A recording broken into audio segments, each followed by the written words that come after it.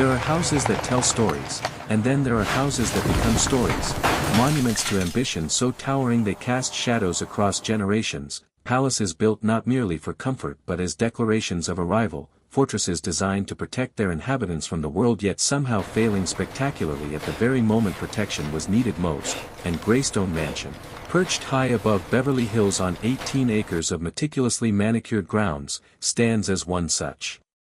house, a 55-room Tudor revival masterpiece that was supposed to be a wedding gift, a symbol of paternal love, a sanctuary for the golden heir to America's greatest oil fortune, but instead it became, just 4 months after its completion, the scene of a double death so mysterious, so scandalous, so thoroughly steeped in blood and privilege that nearly a century later the questions still echo through its grand halls and shadowed corners, and if you stand in the cold open of this story on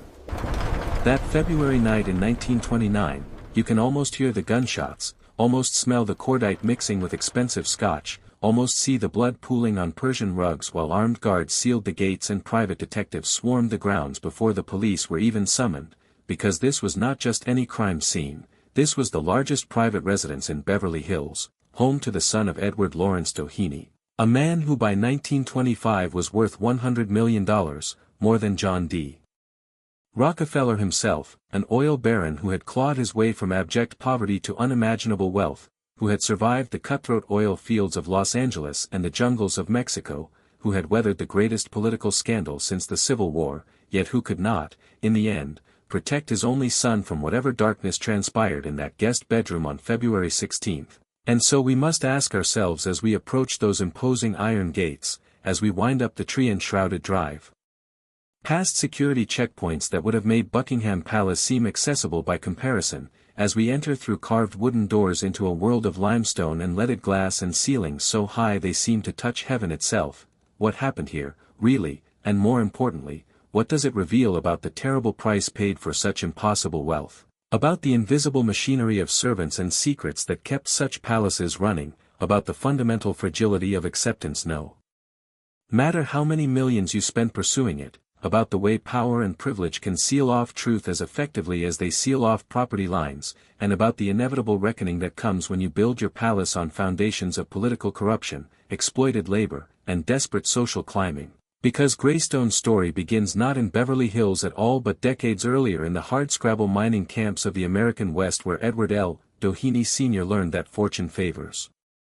not the meek but the ruthless, not the honest but the connected, not those who play by rules but those who write them, and it was this lesson, passed like genetic code from father to son, that would ultimately lead to 2 bodies cooling on Greystone's floor while the family scrambled not to discover truth but to control narrative, not to seek justice but to protect reputation, not to mourn openly but to manage scandal, because when you are that wealthy, that powerful, that vulnerable despite, or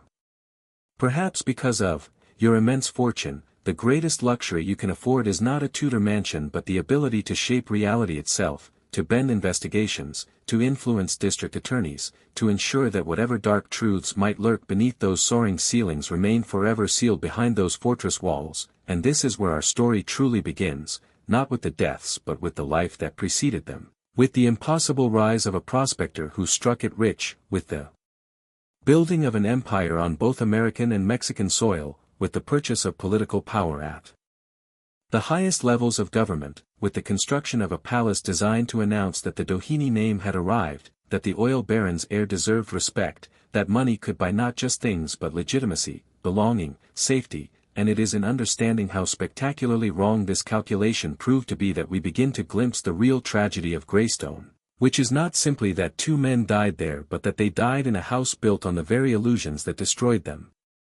The illusion that wealth equals security, that grand architecture can fortify against scandal, that you can construct your way into acceptance, that the perfect performance of taste and refinement will erase questions about where the money came from and what it cost to accumulate, and as we shall see, every limestone block of Greystone, every carved banister, every formal English garden, every servant's quarter carefully hidden from view, was simultaneously a declaration of arrival and an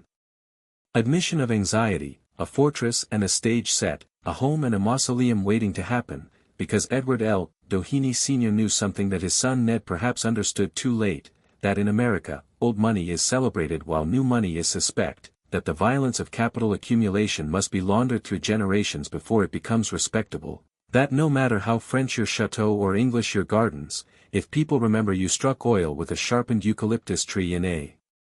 Los Angeles backyard, you will always be the prospector who got lucky, not the aristocrat you're performing, and this knowledge, this wound of social rejection despite material success, this sense of being forever outside looking in despite owning more than those who look down on you, was the real inheritance Edward L. Doheny Sr. passed to his son, an inheritance far more burdensome than the oil fields, more dangerous than the legal troubles, more suffocating than the mansion itself, because Ned Doheny was born into wealth but not acceptance, privilege but not peace, luxury but not legitimacy, and he spent his entire adult life trying to perform the role his father's money had written for him, trying to be the heir who would finally, definitively, prove that the Doheny name deserved its place among America's elite, that their fortune was as clean as any Vanderbilts or Astors, that the Teapot Dome scandal was merely a misunderstanding, that the Mexican workers who died in the oil fields were unfortunate but necessary casualties of progress, that the mansion perched above Beverly Hills was not a nouveau riche monstrosity but a tasteful family home, and it was precisely this exhausting performance, this constant monitoring of appearances, this desperate need to control every variable and manage every perception, that created the conditions for tragedy, because into this highly controlled, meticulously stage-managed world came Hugh Plunkett, a mechanic's son who bonded with Ned over their shared love of automobiles, who rose from chauffeur to personal secretary, who became not just an employee but a confidant, perhaps the only person in Ned's life who had known him before the full weight of expectation descended, who served with him in the Navy, who oversaw the construction of Greystone itself, who knew every secret, managed every detail, carried every burden, and who was, by February 1929, under unbearable pressure from multiple directions, the stress of managing Ned's increasingly complicated affairs, the dissolution of his own marriage, mysterious health problems that left him unable to sleep, mounting legal jeopardy related to his testimony in the Teapot Dome trials, and perhaps most significantly, knowledge of things that could destroy the Doheny family if they ever became public, because Hugh Plunkett was that most dangerous of creatures in the world of the ultra-wealthy, the man who knew too much, the intimate outsider, the loyal servant, who had been brought so far into the inner circle that he understood exactly where the bodies were buried, and when such a man becomes unstable, when he starts showing signs of mental collapse, when he refuses hospitalization and resists all attempts to remove him from proximity to family secrets, he becomes not just a concern but a liability, and on the night of February 16, 1929, something happened in that guest bedroom. Some conversation or confrontation or moment of crisis that ended with two men dead and a family in full crisis management mode, and the question that has haunted Greystone ever since is not simply who shot whom, though that remains genuinely unclear despite the official verdict, but what really transpired in that relationship between the millionaire's son and his indispensable secretary, what secrets were being protected, what pressures had built to the point of explosion, and whether the deaths were truly the result of one man's mental breakdown or something far more calculated, more desperate, more reflective of the moral bankruptcy that can occur when protecting wealth and reputation becomes more important than protecting human life, and this is the story we must now tell in full, starting not with the gunshots but with the eucalyptus tree, not with the bodies but with the bootstraps, not with the tragedy but with the ambition that made tragedy inevitable. Because to understand what happened at Greystone we must first understand how Edward L. Doheny Sr. transformed himself from a broke prospector into the wealthiest man in Los Angeles, and how in the process of accumulating that wealth he accumulated equally large stores of resentment, scandal, political enemies, and social insecurity, all of which would metastasize in his son's generation, all of which would require ever grander performances of legitimacy, ever more expensive declarations of arrival, ever higher walls and more armed guards, until the sanctuary became a prison and the palace became a crime scene, and so we begin in 1892, in a modest Los Angeles backyard near the La Brea tar pits, where Edward L. Doheny and his partner Charles Kenfield sharpened a eucalyptus tree trunk into a drill bit and dug into the earth, and on April 20 they struck oil, the first successful oil well in the Los Angeles City oil field. And this was the moment, this was the eucalyptus tree drill that would eventually build Greystone. But it would take decades and require ventures into the jungles of Mexico, require political connections at the highest levels. Require a willingness to exploit land and labor on a scale most men couldn't stomach, and require surviving his first wife Carrie's tragic descent into alcoholism and suicide. She drank battery acid after learning of his remarriage just 3 months after their divorce, leaving 7-year-old Ned motherless and traumatized, cared for by his new stepmother Estelle, a former telephone operator 19 years younger than Edward, who by legend had captivated him with her voice alone, and Estelle did her best to indulge and comfort the pudgy, melancholy boy who lacked his father's iron will but who had inherited the wound of never quite belonging, of knowing his father had clawed out of poverty but that this very origin story was what prevented acceptance by those who mattered, because new money in America has always been suspect, has always carried the taint of sweat and ambition and desperation, has always required scrubbing clean through generations of careful cultivation, strategic marriages, architectural declarations, and philanthropic gestures, and so as Edward Sr.'s fortune grew, expanding from Los Angeles to Mexico where his Mexican Petroleum Company became the largest producer in a country that was itself the world's largest oil producer, the pressure on Ned grew proportionally, because Ned was going to be the one who completed the transformation, who proved the Doheny name was as good as any in America, who would marry well and live well and raise heirs who would never question their place in society, and Ned tried, he truly did, attending University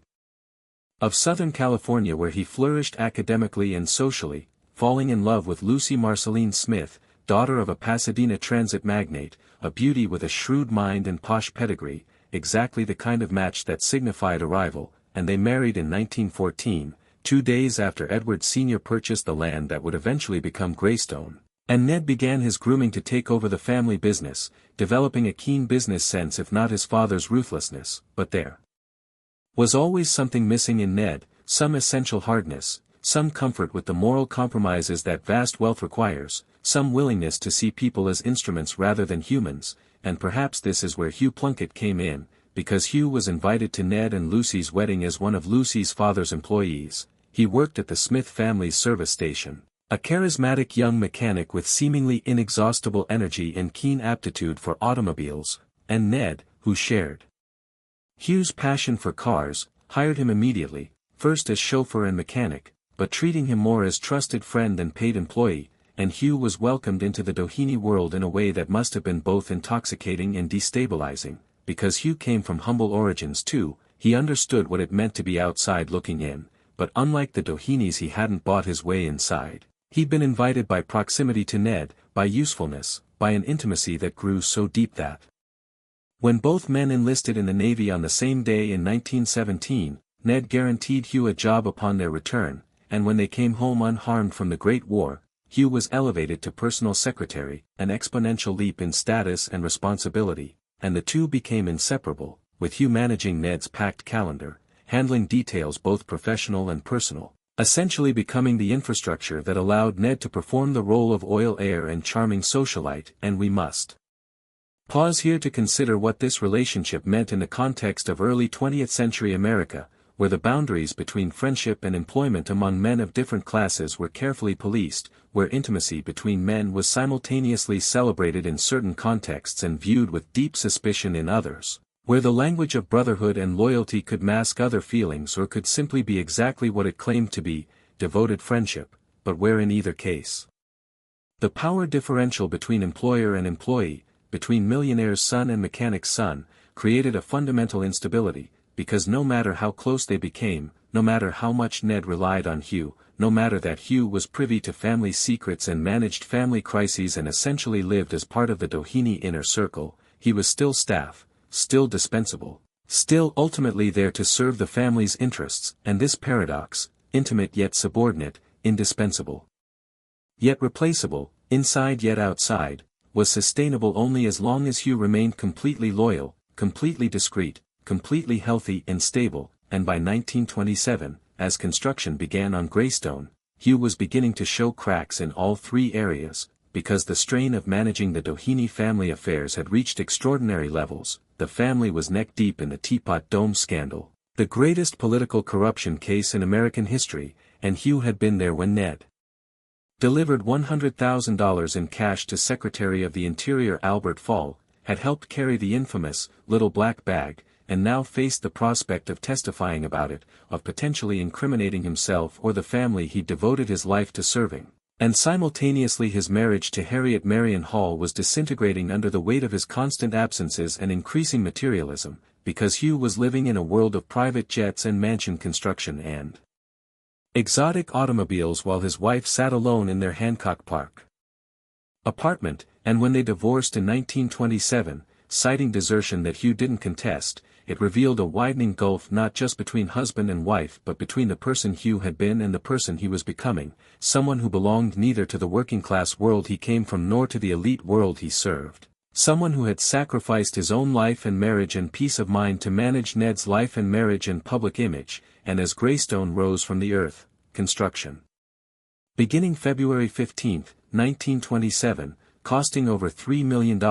employing legions of workers who carved limestone, laid marble, installed leaded glass, created formal English gardens, built neo-Gothic garages, constructed 55 rooms including 2 floors of servants' quarters to house the 15 live-in staff required to maintain such a palace. Hugh was there for every detail, because this was his job, to oversee the construction of Ned's sanctuary, to assemble the proper staff, to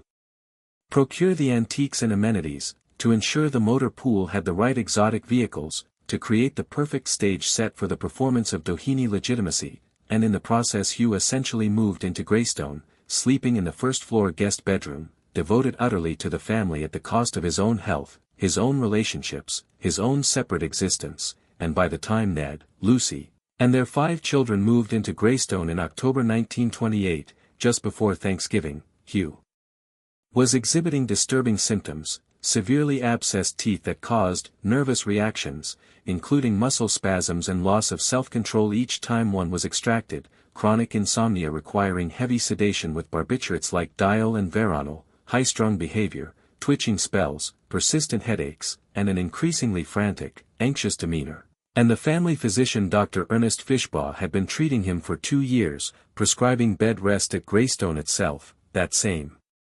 guest bedroom where he would die, and Hugh refused all suggestions that he take an extended vacation or admit himself to a sanitarium, because to leave would be to abandon Ned at the very moment the Teapot Dome trials were reaching their climax, at the very moment Hugh's testimony might be required, at the very moment that whatever secrets the 2 men shared might be exposed. And we must understand that by February 1929, the pressure on Hugh Plunkett had reached unbearable levels from multiple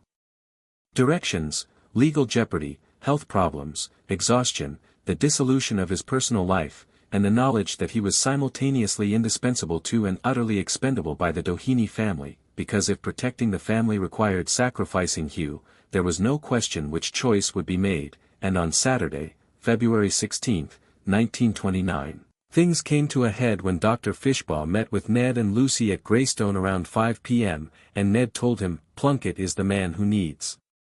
your attention," and when Hugh arrived they tried convincing him to commit himself to a sanitarium, and Hugh refused, sitting there shaking, hands clenched, jaws set, insisting he would come out of it all right, and the doctor left but Ned called him again to say he'd visit Hugh's apartment and try to convince him it was the only thing to do, and Ned and Lucy stopped by Hugh's Hancock Park apartment around 7 p.m., and something happened during that visit, something that left Hugh deeply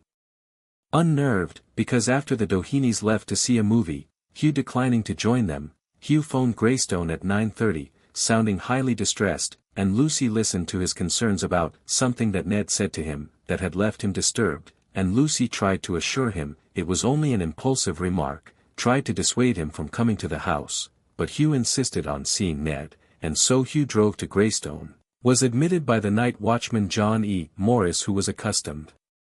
to his constant comings and goings, stopped at a storage area where he kept firearms in a gun locker, retrieved a Bisley Model .45 caliber Colt revolver, chatted briefly with security guard Edward McCarthy, entered the mansion with his own key, phoned Ned and Lucy from the first-floor guest room, then ascended to the master bedroom where Ned and Lucy were dressed for bed, and whatever Ned saw in Hugh's face convinced him this required privacy, because together they retreated to the guest suite where Hugh often slept, and for the next hour they talked. Their muffled conversation growing loud enough to catch the attention of servants, Lucy's maid Kate Walker, butler Alfred Dorr, his wife Ingrid who was nurse to the Doheny children, all of whom heard the discussion grow tense and contentious, heard Ned break it off to place a phone call, heard him attempt to calm Hugh down, and then shortly before 11 p.m. Lucy heard a loud thump that sounded like furniture overturning. And within moments Dr. Fishbaugh arrived. He'd been summoned from the theater by a phone call from Ned requesting help with Hugh, and Lucy, still calm and unaware of any crisis, led him toward the guest room, but Hugh suddenly appeared in the doorway looking frantic and unhinged, shouted, "You stay out of here," slammed the door, and then came what sounded like a single gunshot, and when Fishbaugh entered the anteroom he found Hugh Plunkett lying on the floor a few feet inside the door, shot through the head, not breathing, fully clothed, and in the bedroom he found Ned bloodied and splayed on the floor next to an overturned chair, shot through the head from left temple to right temple, the bullet lodged in the wall 6 feet above the floor, still breathing but unconscious, blood crossing his face in chaotic rivulets, and Fishbaugh attempted to revive him but failed, and Ned Doheny died there on the floor of his guest bedroom, in the palace his father had built for him, just 4 months after moving in, at age 35, leaving behind a wife, 5 children, a vast fortune, and a growing number of questions that would never be satisfactorily answered, because what happened next was not an investigation but a performance, not a search for truth but an exercise in narrative control, because the police were not called immediately. Instead, Lucy called her brothers Clark and Warren Smith and her brother-in-law Anson Lisk, and Lisk handled alerting authorities. But first there was another call that had to be made, the most important call, and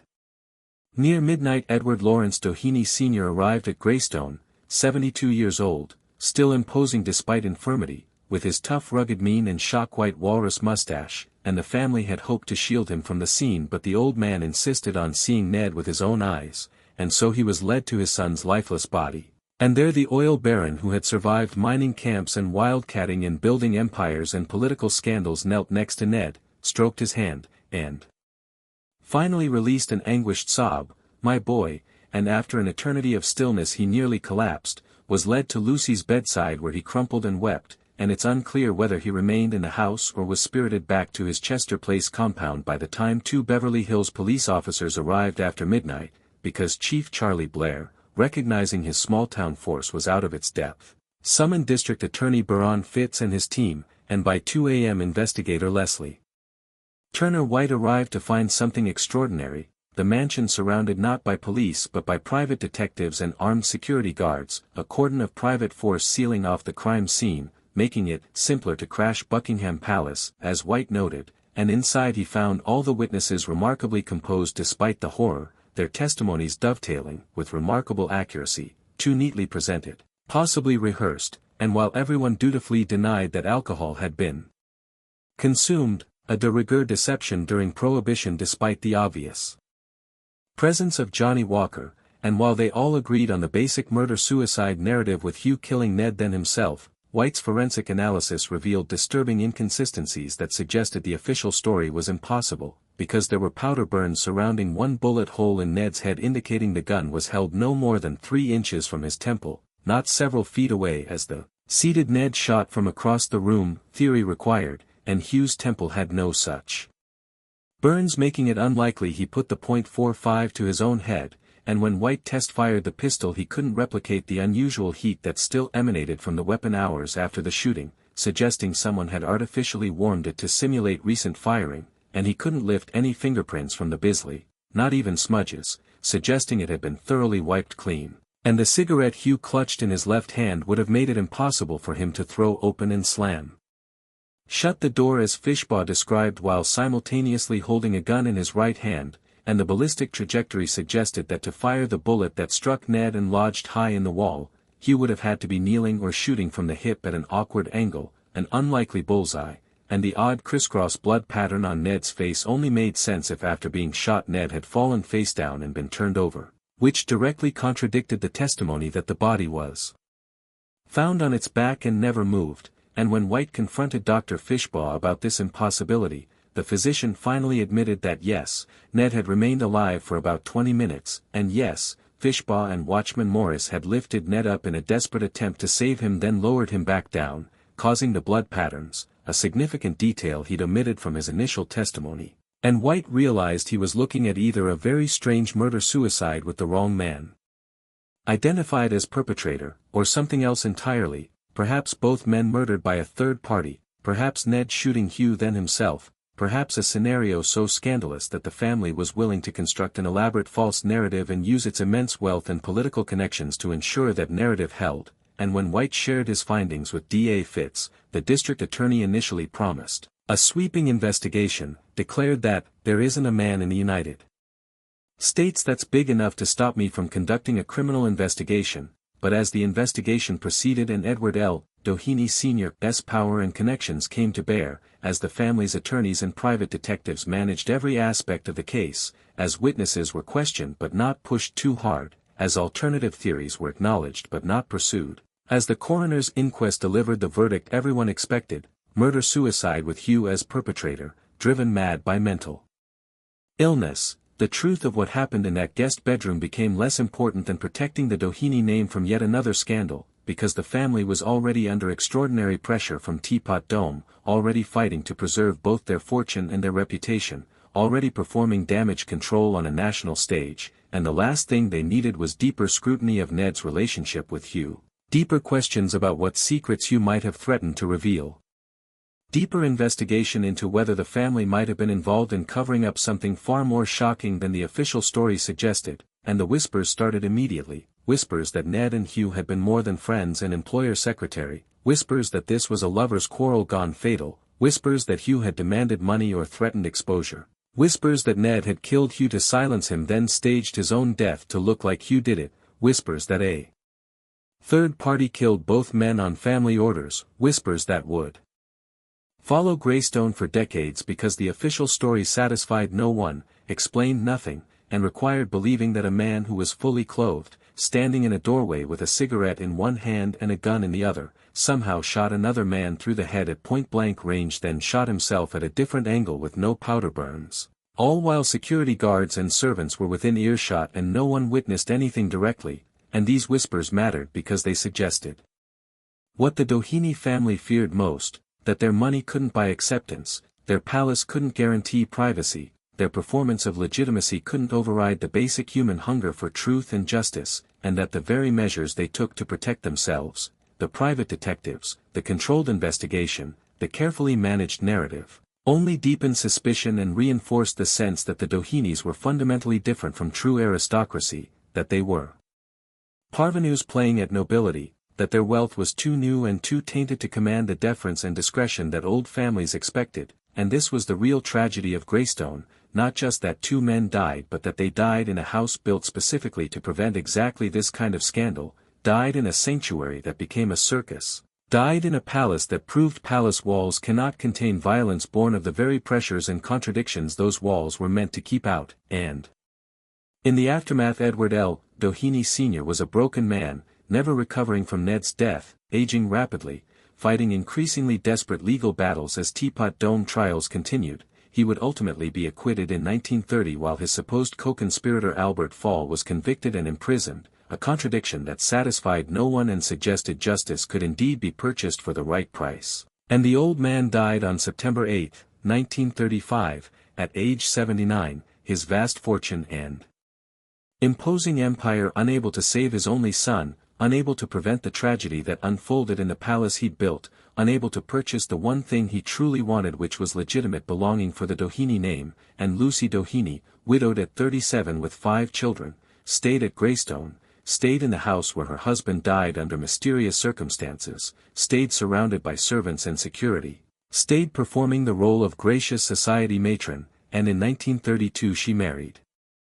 investment dealer Lee Batson in a ceremony before Greystone's massive fireplace, and they lived there together for 26 years, Lucy slowly transforming the palace from family sanctuary to elegant backdrop for the life she built after tragedy, and it's worth pausing to consider what it meant to live in that house, to walk past the guest bedroom where the deaths occurred, to manage servants who knew what happened, to raise children in rooms that had seen such violence, to perform normalcy in a space that would forever be associated with scandal and mystery, because Lucy's decision to stay, to remarry, to continue occupying Greystone, was itself a kind of defiance, a refusal to be driven out by tragedy, a determination to extract whatever value she could from the palace her father-in-law had built, and by 1955 Lucy decided the house was too big, the grounds too expensive to maintain, the memories too heavy to carry any longer, and she sold the majority of the original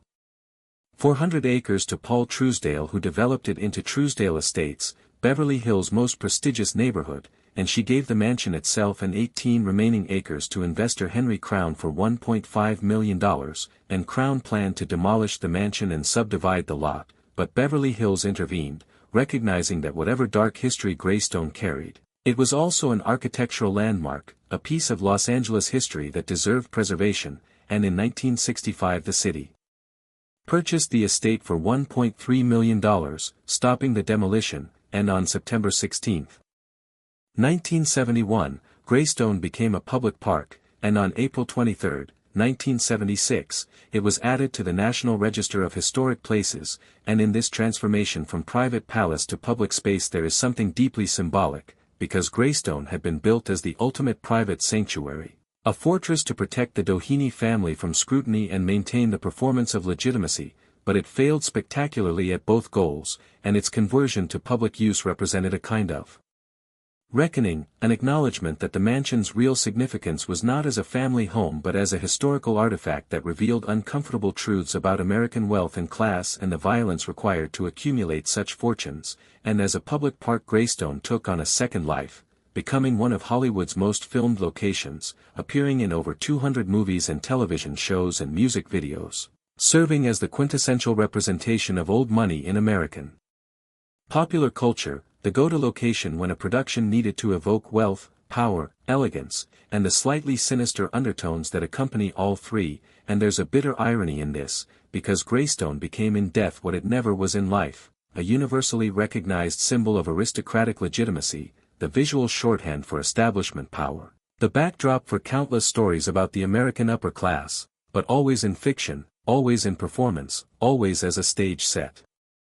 rather than genuine article, because even Hollywood understood that Greystone's grandeur was simultaneously real and hollow, magnificent architecture serving as beautiful facade for complicated history, and when you tour Greystone today, when you walk the formal English gardens and admire the limestone exteriors and peer through windows into grand halls and elaborate rooms, you're seeing both the palace the Dohenys built and the crime scene they created, both the symbol of a rival they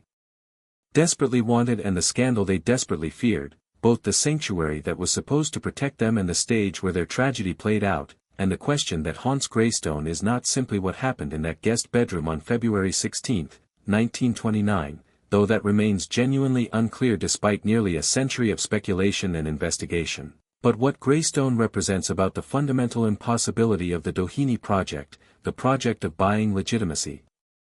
building acceptance, constructing safety, because what Edward L. Doheny Sr. failed to understand, what his oil fortune couldn't comprehend, what the limestone walls of Greystone couldn't contain, was that acceptance cannot be purchased because acceptance is fundamentally about being known and choosing to be vulnerable and building genuine relationships over generations, not performing an image or managing perception or controlling narrative, and Ned Doheny was caught in the impossible bind of this project, expected to perform aristocratic ease while carrying the burden of nouveau riche anxiety, expected to live openly as a social leader while protecting family secrets, expected to maintain the facade of untouchable wealth while navigating very real legal and social pressures, expected to be both authentic and artificial, both intimate and distant, both secure and constantly vigilant. And in Hugh Plunkett he had someone who understood this bind because Hugh lived it too, someone who was inside enough to see the machinery but outside enough to never forget he was staff, someone intimate enough to share confidences but subordinate enough to be disposable, someone loyal enough to be trusted but vulnerable enough to become a liability, and whatever happened between them in that guest bedroom, whether it was murder-suicide motivated by mental illness, whether it was a confrontation about money or secrets or relationships, whether it was panic about testimony and legal exposure, whether it was something else entirely that the family successfully buried, it was the inevitable result of the contradictions built into Greystone itself, the contradictions between fortress and home, between private sanctuary and public performance, between security and scrutiny, between the desire for acceptance and the reality of perpetual outsider status, and these contradictions meant that Greystone could never be what the Dohenis wanted it to be, could never provide the safety or legitimacy or peace they sought, because those things cannot be constructed from limestone and leaded glass, cannot be hired like servants or managed like schedules, cannot be purchased with oil fortunes or protected by armed guards, and the tragedy of Greystone is that it proved the fundamental failure of the American dream as experienced by those who actually achieve it, proved that extraordinary wealth does not equal extraordinary happiness, that grand houses can be the loneliest places, that the very measures taken to protect and elevate can isolate and destroy, and that the invisible labor required to maintain such palaces, the 15 live-in servants at Greystone, the legions of construction workers who built it, the Mexican laborers who died in Doheny oil fields, the countless people whose work and suffering subsidized the family's luxury, remains invisible because acknowledging it would undermine the entire performance, would reveal that the palace rests on exploitation, that the fortune required violence, that the elegance exists because other people do the dirty work and keep quiet about it. And Hugh Plunkett was one of those invisible workers, elevated to visibility through his relationship with Ned but remaining fundamentally staff, fundamentally there to serve the family's needs, fundamentally disposable when he became inconvenient or unstable or threatening, and his death in that guest bedroom was not just a personal tragedy but a revelation about the moral logic of extreme wealth, about what happens when human relationships become subordinated to protecting fortune and reputation, about the violence that sits at the heart of palaces like Greystone even when that violence remains behind closed doors and sealed by private investigators and explained away by carefully constructed narratives, and this is why Greystone matters, why its story resonates nearly a century later, why we still ask what really happened that February night, because Greystone holds a mirror up to American wealth and asks uncomfortable questions about what we're willing to ignore, what costs we're willing to accept, what violence we're willing to overlook in pursuit of material success, and it asks whether the performance of legitimacy that the Dohenys attempted, the construction of perfect taste, the cultivation of correct connections, the management of image and narrative, is fundamentally different from the performance we all engage in, whether we're honest about where our comfort comes from and what it costs others, whether we're willing to look at the invisible labor that maintains our lifestyle, whether we can acknowledge that every palace, whether literal or metaphorical, rests on foundations we'd rather not examine too closely, and in this sense Greystone is not just the Doheny family tragedy but America's tragedy, the tragedy of a nation that simultaneously celebrates self-made wealth and sneers at the nouveau riches, that rewards ruthless accumulation and then expects philanthropic redistribution to launder the violence of that accumulation, that builds palaces to isolate the rich from the poor and then films movies in those palaces to sell the fantasy of wealth to everyone else, and Greystone continues to perform this function, continues to be the backdrop for our cultural stories about power and privilege, continues to represent something simultaneously attractive and repellent about extreme wealth, continues to draw visitors who tour the grounds and gardens and exterior, never allowed inside, always outside looking in, exactly the position. The Dohenys spent millions trying to escape, because what Greystone teaches us, what those 55 rooms and 18 acres and Tudor Revival limestone walls and formal English gardens and hidden servants' quarters ultimately demonstrate, is that wealth can buy many things but it cannot buy what the Dohenys wanted most, it cannot buy authenticity, cannot buy belonging, cannot buy protection from the consequences of how it was accumulated, cannot buy silence from those who know too much, cannot buy immunity from tragedy, cannot buy meaning or peace or the kind of security that allows you to sleep at night without armed guards and private detectives and carefully managed narratives, and it definitely cannot buy answers to the questions that still echo through Greystone's halls, the questions about what really happened on February 16, 1929, about why two men who had been close as brothers ended up dead on a guest bedroom floor, about what secrets were being protected or threatened, about whether the official story was truth or carefully constructed lie, about what role the family played in shaping the investigation, about what it means that justice could be so easily deferred by wealth and connection, about why we continue to be fascinated by this story nearly a century later, about what Greystone represents in our cultural imagination, about whether the transformation from private palace to public park represents redemption or just repurposing, about what happens to the violence of capital accumulation when it gets laundered through generations and architecturally disguised as taste, and about whether we as a society are willing to look honestly at places like Greystone not as aspirational fantasies but as monuments to a moral failure, the failure to build a world where such extreme wealth disparity doesn't exist, where palaces like Greystone aren't necessary because belonging isn't something that needs to be purchased, where labor isn't invisible, where servants don't disappear into basement quarters, where secretaries don't die under mysterious circumstances in their employer's guest bedroom, where district attorneys can't be influenced, where truth can't be purchased, where justice applies equally regardless of how much limestone you can afford, and if we're being honest, Greystone has never answered these questions because Greystone was designed to avoid them, designed to present a perfect facade that prevents scrutiny, designed to isolate and protect and perform legitimacy while hiding the machinery and labor and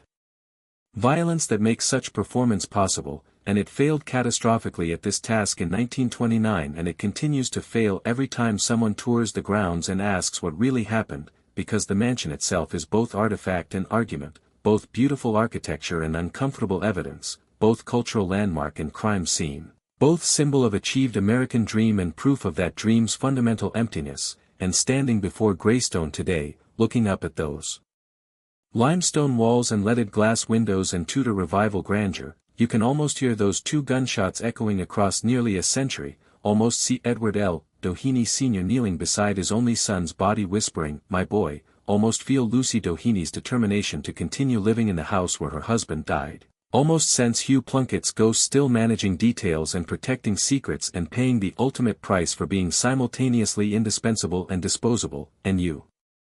understand that Greystone is not just a mansion but a monument, not to the Doheny family's success but to the terrible cost of that success, not to American wealth but to American inequality, not to palatial grandeur but to the violence that grandeur conceals, not to the arrival the Dohenys desperately sought but to the perpetual outsider status they could never escape, not to security but to the fundamental insecurity that drives people to build fortresses that become prisons, and the final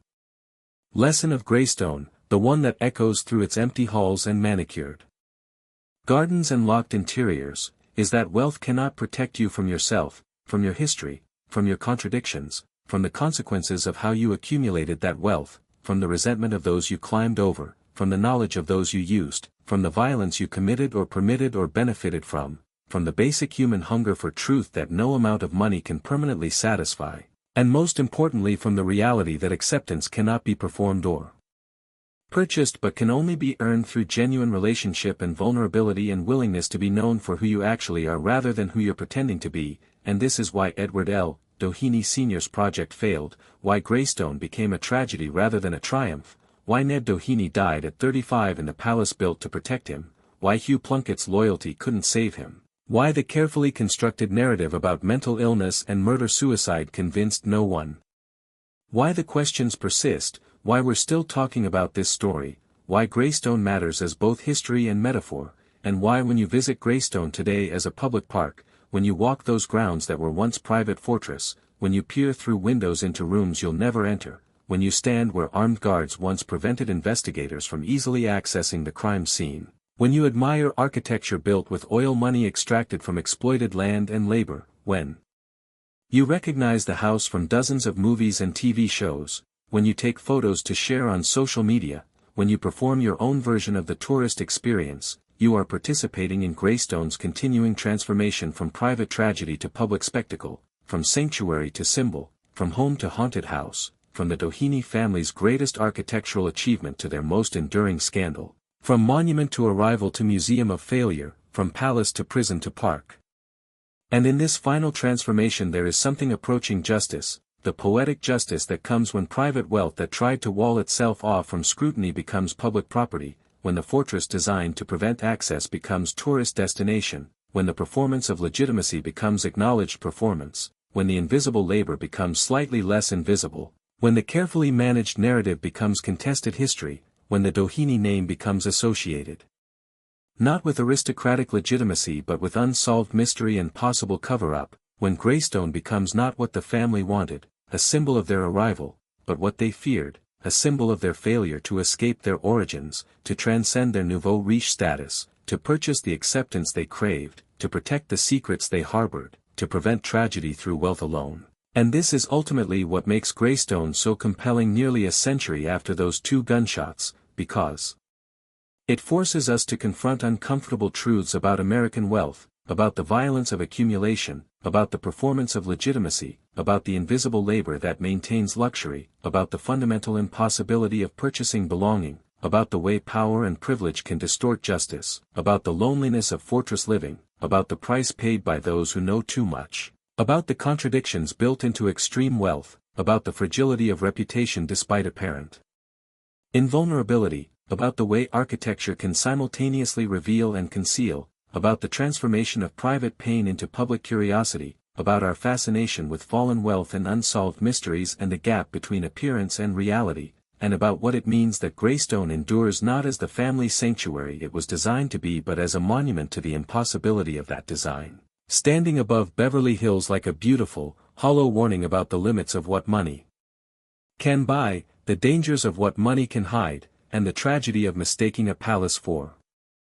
protection, because in the end Greystone is just limestone and leaded glass and formal gardens and empty rooms, but it is also everything that limestone and glass and gardens and rooms cannot contain, the violence of oil extraction, the exploitation of laborers, the corruption of political officials, the accumulation of fortunes on broken backs, the performance of taste to mask origin, the desperate pursuit of acceptance by those deemed unacceptable, the intimacy between men of different classes. In an era that strictly policed such boundaries, the mental collapse of someone under unbearable pressure, the two gunshots that ended two lives and shattered the illusion that wealth equals security, the failure of armed guards and private detectives to prevent or explain or contain the scandal, the power of family attorneys to shape investigation, the transformation of crime scene to cultural landmark, the endurance of questions that will never be satisfactorily answered, and the simple, terrible truth that Edward L. Doheny Sr. learned too late, that you cannot drill for belonging the way you drill for oil, that acceptance cannot be struck like a gusher, that all the Tudor revival architecture and formal English gardens and carefully managed image in the world cannot protect you from the basic human vulnerabilities that money only amplifies rather than eliminates, and that the palace you build to isolate yourself from the world's judgment may become, in the end, the very stage where your failure is most publicly performed and permanently preserved, not as the triumph you intended but as the tragedy you created, not as the family sanctuary you envisioned but as the crime scene you cannot escape, not as Greystone the Doheny estate but as Greystone the cautionary tale, and this, finally, is the millionaire's tragic end. Not just the death of Ned Doheny but the death of everything Greystone represented, the death of the illusion that wealth can purchase what matters most. The death of the performance of legitimacy when confronted with scandal too large to manage, the death of the fortress fantasy when violence erupts from within, the death of carefully constructed narrative when faced with forensic evidence and persistent questions, the death of the Doheny dream of acceptance, the death of any possibility that Greystone would be remembered as the family wanted rather than as history demands, and the transformation of a millionaire's gift to his son into American culture's most famous haunted mansion, most filmed location, most enduring mystery, and most potent symbol of the terrible, inevitable price paid when you try to buy what cannot be sold and build what cannot be sustained and protect what cannot be hidden and perform what cannot be believed and escape what cannot be outrun, your own history, your own contradictions, your own violence, your own mortality, and your own failure to understand that palaces are just houses and houses cannot save you from being human, from making mistakes, from hurting others, from being hurt yourself, from facing consequences, from leaving questions unanswered, from becoming not the legend you intended but the cautionary tale you feared, and this is Greystone's final gift, this is what those limestone walls whisper to anyone who will listen, this is the lesson carved into every carefully placed stone and precisely planted garden, that wealth is not worth what it costs, that palaces are prisons, that performance is exhausting, that secrets eat you alive, that visibility without authenticity is torture, that you cannot purchase peace, that guards cannot protect you from yourself, that private detectives cannot contain truth, that the higher you build your walls the more dramatic your fall, that the larger your palace the louder it echoes with emptiness, that the more servants you employ the more you depend on their silence, that the more you perform legitimacy the more you reveal your anxiety about lacking it, and that in the end, when the guards are gone and the servants have testified and the family attorneys have done their best and the district attorney has closed the investigation and the coroner has delivered his verdict and the newspapers have moved on to other scandals and the decades have passed and the mansion has become public park and the story has become legend and the legend has become Hollywood shorthand and the truth has become irretrievably lost beneath layers of managed narrative and competing theories and unanswered questions. In the end, after everything, Greystone stands as America's most beautiful monument to the absolute, spectacular, irreversible failure of the millionaire's impossible dream.